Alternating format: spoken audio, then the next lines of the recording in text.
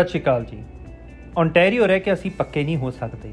ਸਾਨੂੰ ਲੱਗਦਾ ਕਿਸੇ ਹੋਰ ਪ੍ਰੋਵਿੰਸ ਦੇ ਵਿੱਚ ਮੂਵ ਹੋਣਾ ਪੈਣਾ, ਸਾਨੂੰ LMIA ਲੈਣੀ ਪੈਣੀ ਹੈ ਜਾਂ ਸਾਨੂੰ ਵਰਕ ਐਕਸਪੀਰੀਅੰਸ ਹੋਣਾ ਚਾਹੀਦਾ ਹੈ। ਇਹ ਕੁਝ ਮਿਥਸ ਨੇ, ਕੁਝ ਭੁਲੇਖੇ ਨੇ ਜਿਹੜੇ ਆਓ ਅਸੀਂ ਇਹ ਵੀਡੀਓ ਦੇ ਰਾਹੀਂ ਦੂਰ ਕਰੀਏ।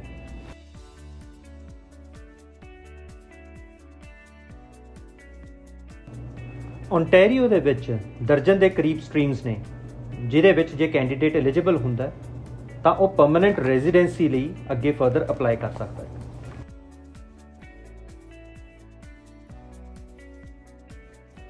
OINP ਨੂੰ ਜੇ ਦੋ ਮੁੱਖ ਸੈਕਸ਼ਨਾਂ ਦੇ ਵਿੱਚ ਵੰਡਣਾ ਹੋਵੇ ਤਾਂ ਇੱਕ ਜਿਹਦੇ ਵਿੱਚ ਨੋਮੀਨੇਸ਼ਨ ਲੈਣ ਤੋਂ ਬਾਅਦ ਤੁਸੀਂ ਪੇਪਰ ਬੇਸਡ ਐਪਲੀਕੇਸ਼ਨ ਲੌਂਚ ਕਰੋਗੇ ਤੇ ਦੂਸਰਾ ਜਿਹੜੇ ਐਕਸਪ੍ਰੈਸ ਐਂਟਰੀ ਅਲਾਈਨਡ ਨੇ ਜਿਹਦੇ ਵਿੱਚ ਨੋਮੀਨੇਸ਼ਨ ਆਉਣ ਤੋਂ ਬਾਅਦ ਆਪਾਂ ਐਕਸਪ੍ਰੈਸ ਐਂਟਰੀ ਦੇ ਵਿੱਚ ਤੁਹਾਡੀ ਪਰਮਨੈਂਟ ਰੈਜ਼ੀਡੈਂਸੀ ਐਪਲੀਕੇਸ਼ਨ ਜਿਹੜੀ ਹੈ ਪ੍ਰੋਸੀਡ ਕਰਾਂਗੇ।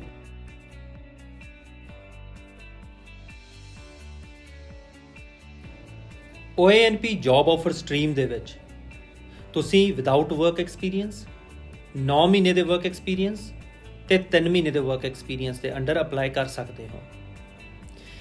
ਇਹ ਤਿੰਨੋਂ ਐਕਸਪੀਰੀਅੰਸਿਸ ਕਲਾਸਿਸ ਜਿਹੜੀਆਂ ਨੇ ਇਹ ਅੱਡ-ਅੱਡ ਸਟਰੀਮਸ ਦੇ ਵਿੱਚ ਫਾਲ ਕਰਦੀਆਂ ਨੇ।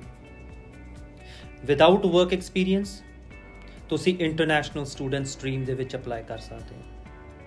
ਇਹਦੇ ਵਿੱਚ ਜਿੱਥੇ ਤੁਹਾਨੂੰ ਜੌਬ ਆਫਰ ਜਿਹੜੀ ਹੈ ਉਹ ਮੈਂਡੇਟਰੀ ਹੈ, ਇੰਪਲੋਇਰ ਰਿਕੁਆਇਰਮੈਂਟ ਸਾਰਿਆਂ ਦੇ ਵਿੱਚ ਸੇਮ ਹੀ ਹੈ ਕੈਟਾਗਰੀਜ਼ ਦੇ ਵਿੱਚ। ਦੈਟ ਇਜ਼ ਤੁਹਾਡਾ ਇੰਪਲੋਇਰ ਜਿਹੜਾ ਹੈ ਉਹਦਾ ਘੱਟੋ ਘੱਟ 1 ਮਿਲੀਅਨ ਦਾ ਟਰਨਓਵਰ ਜੇ ਉਹ GTA ਦੇ ਵਿੱਚ ਹੈ ਪਿਛਲੇ ਸਾਲ ਦਾ, 500,000 ਜੇ GTA ਤੋਂ ਬਾਹਰ ਹੈ। 5 ਫੁੱਲ ਟਾਈਮ ਵਰਕਿੰਗ ਇੰਪਲੋਈਜ਼ ਜਿਹੜੇ ਪਰਮਨੈਂਟ ਰੈਜ਼ੀਡੈਂਟ ਜਾਂ ਕੈਨੇਡੀਅਨ ਸਿਟੀਜ਼ਨ ਨੇ ਵਿਦਨ GTA ਤੇ ਆਊਟਸਾਈਡ GTA 3 ਜ਼ਰੂਰੀ ਨੇ। ਮਿਨੀਮਮ 3 ਸਾਲ ਪੁਰਾਣਾ ਬਿਜ਼ਨਸ ਹੋਣਾ ਜ਼ਰੂਰੀ ਹੈ। ਇਸ ਤੋਂ ਇਲਾਵਾ ਇੰਟਰਨੈਸ਼ਨਲ ਸਟੂਡੈਂਟ ਸਟਰੀਮ ਦੇ ਵਿੱਚ ਜੇ ਤੁਸੀਂ ਅਪਲਾਈ ਕਰ ਰਹੇ ਹੋ ਤਾਂ ਉਹਦੇ ਵਿੱਚ ਇਹ ਵੀ ਜ਼ਰੂਰੀ ਹੈ ਕਿ ਜਿਹੜਾ ਤੁਹਾਡਾ ਇਨਕਮ ਲੈਵਲ ਹੈ ਜੌਬ ਆਫਰ ਦੇ ਉੱਤੇ ਉਹ ਲੋ ਲੈਵਲ ਦਾ ਘੱਟੋ ਘੱਟ ਮੀਟ ਕਰੇ ਕ੍ਰਾਈਟੇਰੀਆ।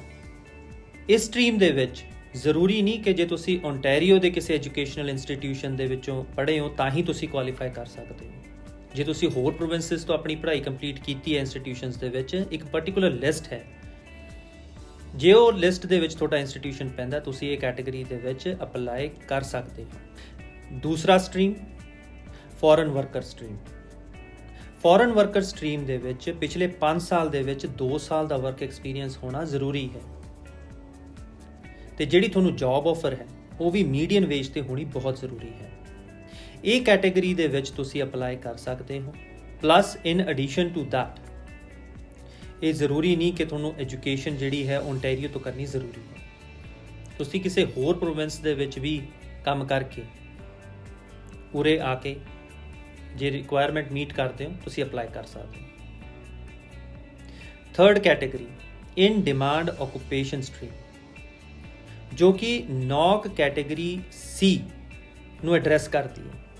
ਇਹਦੇ ਵਿੱਚ ਤਵੱਜੁ ਦਿੱਤੀ ਗਈ ਹੈ ਐਗਰੀਕਲਚਰ ਰਿਲੇਟਡ, ਟਰੱਕਿੰਗ, ਕੰਸਟਰਕਸ਼ਨ ਤੇ personal support worker industry. Majority NOC codes ਜਿਹੜੇ ਸਪੈਸ਼ਲੀ GTA ਦੇ ਵਿੱਚ, ਬਾਕੀ ਓਨਟਾਰੀਓ 'ਚ ਤਾਂ ਅਪਲਾਈ ਹੁੰਦੇ ਹੀ ਨੇ, ਬਟ ਜਿਹੜੇ ਸਪੈਸ਼ਲੀ GTA ਦੇ ਵਿੱਚ ਅਪਲਾਈ ਹੁੰਦੇ ਨੇ ਉਹ ਜ਼ਿਆਦਾਤਰ ਇੱਕ ਇੰਡਸਟਰੀ ਕੈਟਾਗਰੀਜ਼ ਨੂੰ ਫਾਲ ਕਰਦੇ ਨੇ। ਹਾਂ, ਜੇ GTA ਤੋਂ ਬਾਹਰ ਹੈ ਤਾਂ even mechanical related machine tool operator ਬਹੁਤ ਸਾਰੇ ਹੋਰ ਨੇ ਉਹ ਵੀ ਇਹਨਾਂ ਕੈਟਾਗਰੀਜ਼ ਦੇ ਵਿੱਚ ਇਹਦੇ 'ਚ ਫਾਲ ਕਰ ਜਾਂਦੇ ਨੇ। ਇਹਦੇ ਵਿੱਚ ਤੁਹਾਨੂੰ 9 ਮਹੀਨੇ ਦਾ ਵਰਕ ਐਕਸਪੀਰੀਅੰਸ ਹੀ ਚਾਹੀਦਾ ਹੈ। CLB ਲੈਵਲ ਵੀ ਤੁਹਾਨੂੰ 4 ਚਾਹੀਦਾ ਹੈ ਤਾਂ ਉਹ ਵੀ ਰਿਕੁਆਇਰਮੈਂਟ ਬਹੁਤ ਮਿਨੀਮਮ ਹੈ।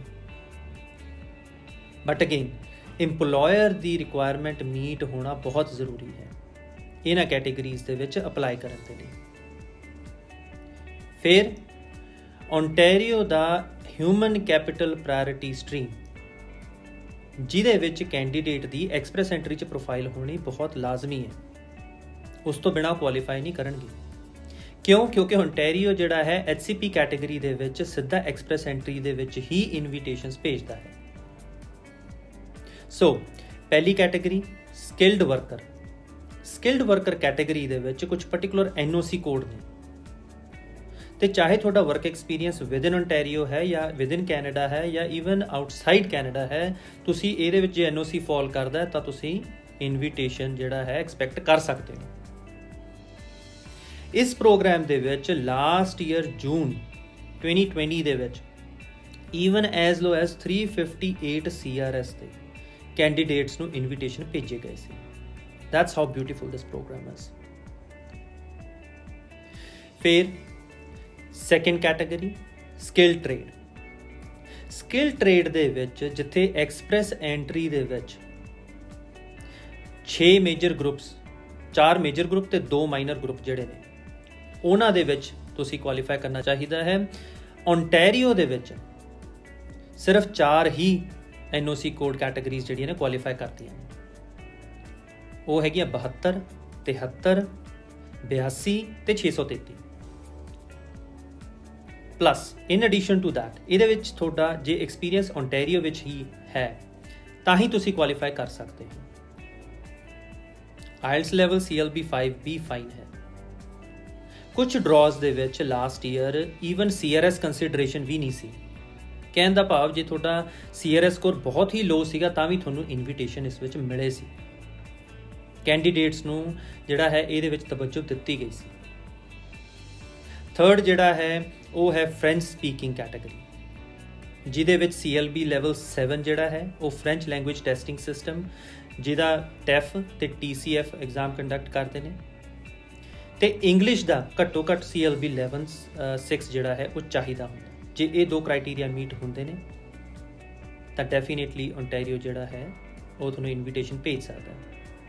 ਰਾਦਰ ਓਨਟਾਰੀਓ ਨੇ ਇਸ ਸਾਲ ਦੀ ਸ਼ੁਰੂਆਤ ਜਿਹੜੀ ਕੀਤੀ ਹੈ ਉਹ ਜਨਵਰੀ 13, 2021 ਨੂੰ HCP ਕੈਟਾਗਰੀ ਸਕਿੱਲ ਟ੍ਰੇਡ ਦੇ ਵਿੱਚ 434 CRS ਤੋਂ ਅਬਵ ਕੈਂਡੀਡੇਟਸ ਤੇ ਫ੍ਰੈਂਚ ਸਪੀਕਿੰਗ 456 CRS ਤੋਂ ਉੱਤੇ ਐਂਟਰਟੇਨ ਕੀਤੇ ਸੀ, ਉਹਨਾਂ ਨੂੰ ਇਨਵੀਟੇਸ਼ਨਸ ਭੇਜੇ ਸੀ।